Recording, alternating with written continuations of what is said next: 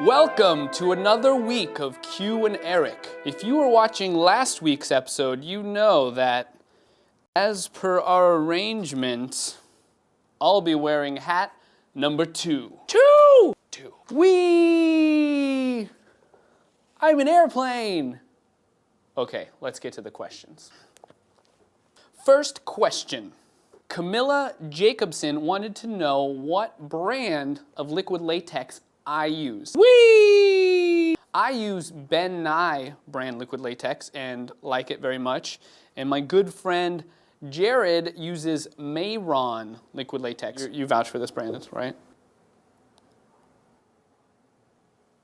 Both are good and should solve your liquid latex problems. Gross.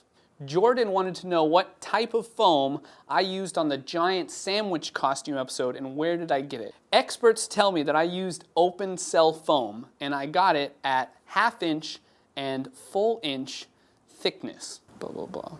I got all this at Bob's Foam Factory near Oakland, California. Here's the website. Bing! I make all my own bing sound effects, except for that one because it's bad. Bing. Okay. Killer Rabbit D2 and what is it with you guys' weird names? Killer Rabbit D2 and Matt O95 wanted to know about vampire costumes. Vampires are pretty easy. It really breaks down to pale skin, bing, pointy teeth, bing, and cool. But really, vampires can look like anything. You've got the really kind of evil, scary vampires where they've got a bunch of prosthetics, and then probably more popular is just vampires are just regular looking humans. But the key to any awesome vampire costume is a wicked widow's peak. I had this friend, he had a widow's peak in high school. I called him the Count. It's true, it's a true story. I was a jerk. I'm sorry, Brian. I'm sorry I did that to you. I'm sorry.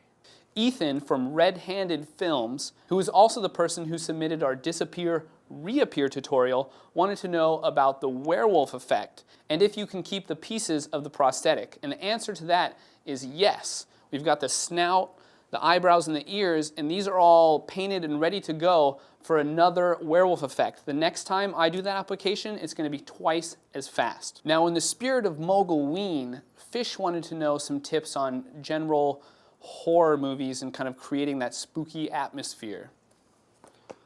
Using red or green lighting to help create a spooky mood. Shooting in a darker area or using shadows to your advantage are also a good idea. Creepy music is probably going to be the most important thing to creating your mood, but another little trick is to lower your frame rate if your camera can do that. If you go down to like 1/8 speed, it's like this. This is very spooky, except for my stupid hat. But seriously, you should also refer to Steve's light tutorial and Weekend Extra.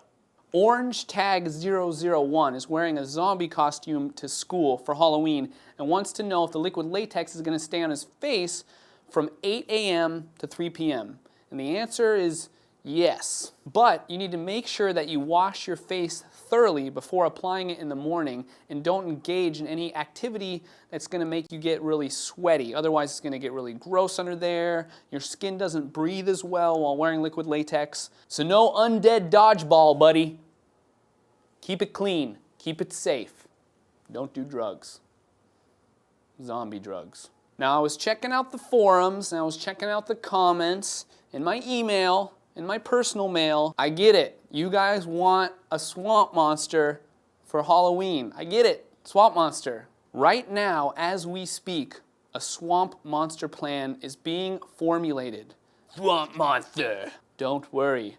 We're listening. Well, that's it for this week. Again, I want to thank everyone for sending in their questions and comments. Make sure and check out Justin and Steve's entry to filmfights.com. It's called The Egg, and it's Rocks. because I'm not in it. And I want to end it with another question to you. Should I do next episode in this stunning, beautiful smoking jacket or this one?